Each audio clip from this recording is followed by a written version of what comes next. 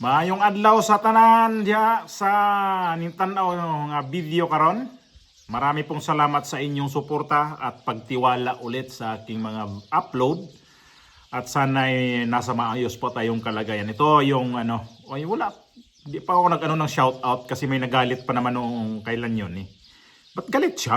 Pagka nagsha-shout out ako dito sa aking YouTube channel, pakialam niya, utusan niya ako. May nagalit eh. May nagalit pero di ko siya pansinin kasi nagagalit siya. Shout out na naman ako, shout out. Bakit ko magsha-shout out ako? Eh, mayroon akong gustong gusto ko mag-shout out eh. Lalo sa mga suki. Eh, kung gusto mong magpa-shout out, kaya ilagay mo totoong pangalan. Eh, galit ka pa eh. Ba't ka magalit? So, lagay mo totoong pangalan mo, shout out kita. Huwag yung puro ka, puro yung palitan yung mukha mo. Yung bang troll ba? Mga ganyan. Eh, wala yan. Pahuway ka diya. Ay na nagsulod-sulod sa aking YouTube channel na ko. Mo na naimuhang wala mag-troll ka lang o mangaway. Mangaway ka lang dito sa akin. O yung iwan natin yan.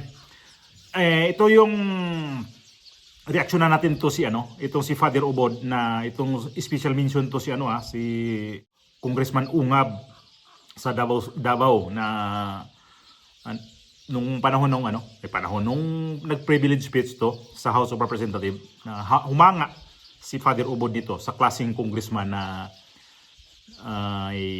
hindi pinalakpakan pagkatapos ng kanyang privilege speech kasi binanggit kasi nito yung kaya nag-privilege speech to dahil dun sa yung budget nga noong 2025. Mahaba nga yon pero meron akong yun, di ba? Ang haba talaga ng video niya pero ang ganda. So ito yung video ni Father Ubod na sinama sa kanyang humili at dinalangin niya na sana maayos ng sitwasyon si Congressman Ungab. Ito yung video.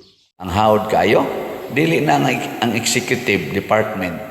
Kaya wa man magtingog-tingog ang executive department, ang presidente o ang mga kauban, wa magtingog-tingog.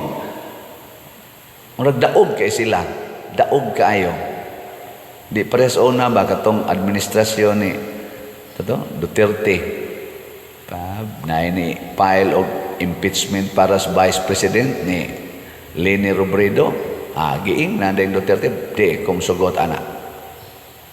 Gi-elect nas mga tao niya inyong i-impeach. Kinsagod mo. Sagdilan na diha. Di ba? Hilom na yun. Karon, magtingog-tingog ang atong executive. Pagtingog sa Supreme Court nga pag-analyze sa sulti pa to si kanang speaker karon niingon pa ani sikat man aron social media iyang giingnan nga ang Supreme Court ay mo kumpiyansa kay pwede biasan mo i-impeach. Sikat kay niro lang impeachment murag ang hinagiban rong gigamit ba nga murag power sa legislative department ba kanang kuan kay sila kanang contempt o kanang impeachment o kanang pag-contempt kuan kay sila ana kanang hawd kay sila ana ron kang Congress karon pa ko nakaton sa ta di ba kamo karon pa ta kadungog na portig yung isugas Congress hasta good Supreme Court di natuhuan basta magdesisyon ang Supreme Court nga dili igo sa ilang gusto di gid nila tuhuan ilang ipa-contempt ilang ipa-impeach hulga-hulgaon ba ana nganuman kay wa na mosalig kasagaran dinhi aning Congress akong tan-aw wa na mosalig sa gahom sa atong Philippine Constitution ang ilang gisaligan ang ilan ng gahom og nangaratol sila kay doon na sila nabuhat na questionable og di sila gustong questionon gamito nila ang ilang gahom murag problema man gid na porting dako ang problema sa Congress dako jud kayo asa ni speech nga privilege speech gahapon the other day ba to kadto si Congressman Ungab ato ning iampo sab siya grabe kayo siya hapit na ra ba sa tamo approve sa 2026 nga budget di unta nato kalimtan unsay nahitabo sa 2025 nga budget maotoy the most corrupt budget nga niagi aning atong chamber. Gipaagi ra nato, wa gid tay hearing, wa gid nato questionan. Trillions ang questionable. Sigig paningkamot og question aning 125 million nga questionable kuno nga kwarta nga gikuptan sa Office of the Vice President, pero gipasagdan lang ang trillions nga questionable amount sa ilang 2025 budget. Pag humagsulti, kuan pa kayo, tanaw man ko hangtod ending sa iyang to, kuan pa kay siya kanang empathic kay ana yo kay siya. Pag humanyag sulti, wa gyud ni pakpak. Minaw man. Amot ya ba to ni pakpak? Mura magmingaw pag humagsulti. Wa ba lang katogi sound sa social media. Ang ganda, di ba? Ito sa mga Bisaya, ito sa mga Tagalog, maintindihan nyo na yan kunti, mga Tagalog yan na maintindihan nyo kunti kasi mayroon namang English na pinapasok si Father Siano. So, ganitong pare, hindi yung kagaya ng pare diyan sa may EDSA Shrine o saan man yung iba diyan na dala-dala ng placard tapos ang bit-bit nila pananagutin si Sara Duterte. Ganyan ba yung mga pare? Yung mga pare kasi ganito klase ni Father Ubod kasi yung sinishare niya yung tungkol sa nangyari sa ating bansa. Hindi naman siya naninira eh. Ang kanya lang talaga, yung nakikita niya na dapat siya magkomento, kinukomento niya. Kung sino ba yung gumagawa ng medyo hindi masyadong balanse, sinasabi naman niya eh. Sinasabi naman niya eh. Kahit maka Duterte ka, maka Marcos ka, mayroon siyang mga pahaging din doon sa dalawa. Kaya lang, itong sinasabi niya dito sa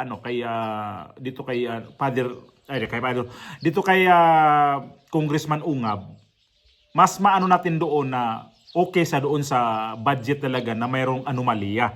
Kasi mayroon pa siya sinabi diyan na hawd na kaadyo ang kuan karon ang mga di namutahod ba ang mga ang Kongreso sa Supreme Court.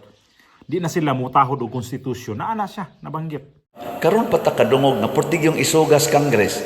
Hasta good Supreme Court di natuhuan.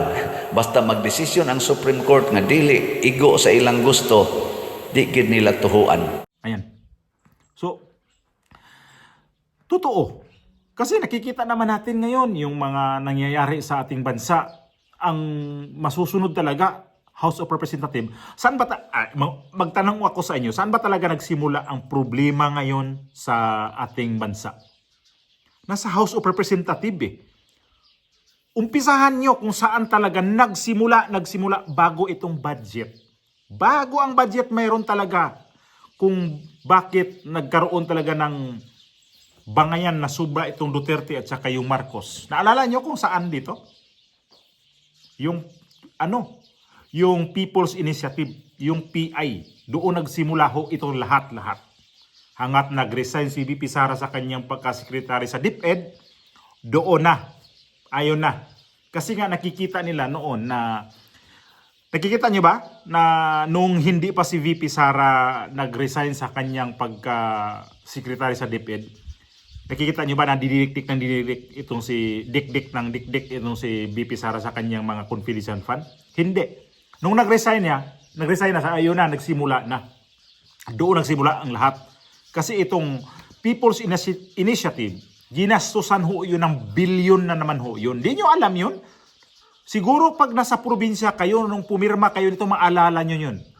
Na ito yung panglinlang dito sa House of Representatives na may pumirma na pwede baguhin yung saligang batas. Doon ang pabilo. Nagsalita si dating Pangulong Duterte hanggat hindi nagustuhan ni VP Sara din yung nangyari. Kasi mayroon sila doon na version doon sa saligang batas na gusto nilang baguhin. Na pwede, itong nanunungkulan ngayon, pwede silang magtuloy-tuloy. Sumingaw yon, kaya doon nagsimula na. Hanggat sinakyan ni Amy Marcos, hanggat pagdating ng budget, doon. Ulbo ba ang kagubot sa Pilipinas? Hanggat napadala si dating Pangulong Duterte sa dahig, doon na, hanggang ngayon, problema pa din. At ito yung tinutukoy ni Father Ubod dito kay Congressman Ungab sa Davao. Ang galing, no? Na isang pare, ordinaryong pare, wala naman to siyang hindi naman to siya obispo, hindi naman to siya monsignor o ano-ano pa. Ay, hindi naman to siya kardinal. Ordinaryong pare. Nakikita niya ang takbo ng politika. Kasi, ito kasi siya, ang nakagandahan kasi nito niya, sinishare niya sa mga tao para ma-relate din ang mga tao. Ay, ganito pala nangyari. Kasi ang dami naman talaga, lalo pag probinsya. Walang pakialam din sa mga politika naman talaga eh. Wala eh. Kung ano nakapaligid sa'yo, yun lang. Kung ano mga ayuda, okay ka na. Oy, galing to sa kay ganito, galing to sa congressman, galing to sa gobernador, galing to sa ganito. Ang ayuda. Okay na, masaya ng mga tao. Pero hindi nila alam kung paano ba nagiging ayuda. So ang ayuda, tumatanggap kayo ng ayuda, saan ba nanggaling yan? Paano nagsimula ang ayuda? Doon sa politika. Kasi, sabihin na naman yan, uy, galing to sa gobernador, galing to sa congressman, galing to dito sa ganito, board member, galing to sa mayor, o ano-ano pa pinanggalingan nito. So, involved ka na sa politika. Kasi ito ayuda, tinanggap mo eh. Lalo pag ganyan, nasalanta sa bagyo, nasalanta sa baha, wag naman sana yung nasunugan. Tapos yung iba dyan nagbibigay, lagyan pa ng pangalan, lagyan pa ng mukha. Ganun ho yun. So nabili nyo yung 20 pesos na per kilo ng bigas, nakabili kayo noon. So politika pa din yun. Kasi yung pinagbayad noon, yung subsidy noon, halimbawa yung bigas na yan, na binibili ninyo, subsidy ho sa gobyerno yan. Halimbawa, binili nila ng 50 pesos yan per kilo. Okay, palugi nga binta. Pero ang gobyerno, palugi ang pagbinta, pero ang gobyerno na magbabayad dito yung, halimbawa, 50, ibibinta ng 20, yung 30 pesos, yun ang babayaran ng gobyerno. Yung yun. So, palugi, so politika pa din. So, dito, iikot natin dito sa itong pare na to, na ang kanyang mga sinasabi ay, mano mo talaga na politika lahat. Kaya, yung iba, hindi nakakaintindi, galit dito sa pare na to kasi sabihin na nangingialam daw, dapat daw gitna naman siya. Hindi naman siya kagaya na ibang pare na tahas, yung isang pare nga dyan, tahasan talaga sinabi na, ano ba yun, demonyo ba yung sabi mga ganun eh. Judas yung mga senador, mga ganun. Sino ba yun? Flaviano, basta may pare na yan na manas ang mukha na grabe magsalita. Yan ang mga ganyan, hindi yan gitna. Ito siya gitna eh. Gitna siya nagsasalita. Hindi siya na atake sa mga Duterte, atake sa mga Marcos. Anong nakikita yan? Yun lang yung sinasabi niya. So bilib ako nito kasi ito si Congressman Ungab, sinama sa kanyang humili. Pagdasal natin kasi ganun naman talaga eh. Ganun ang sitwasyon sa atin ngayon sa politika. Napakadumi na talaga. Kikita naman talaga natin eh. So ngayon, itong House of Representatives, diyan talaga nagsimula ang problema. Tapos kapag nagantihan sila sa inyo nang galing ang problema, ayaw nila aminin. Senador, Vice Presidente ang ng problema sa amin dito. Sila yan ang Samantala, sila naman talaga nagsimula. Gawa nito sa House of Representatives. Sino ba ang nasa House of Representatives? Matindi. Kasi pinsang buo nitong presidente na to. Yan pala, dinidinggoy siya. Dinidinggoy siya dito sa kanyang pinsan pala talaga. May nagsiwalat niyan. Ngayon, yung mga diehard kay Martin Romales, diehard kay Bongbong Marcos, mali dito sa presidente. Kasi, presidente ka, hindi ka magsalita against sa pinsan mo, na dinidinggoy ka na, tsaka natin pag-usapan yan, yung dinggoy-dinggoy na yan. Kasi, may lang ako napanood ng ganyan na, kaya pala, bakit di siya salita? Mali siya. So, saludo po ako kay Father Ubod dito sa congressman ng Davao na si Congressman Ungab na pinagdasal. Nasa inyo na po. Kayo na po ang reaksyon. Kayo na po ang mag-reaksyon din sa sinabi ng pare na to. God bless po sa lahat.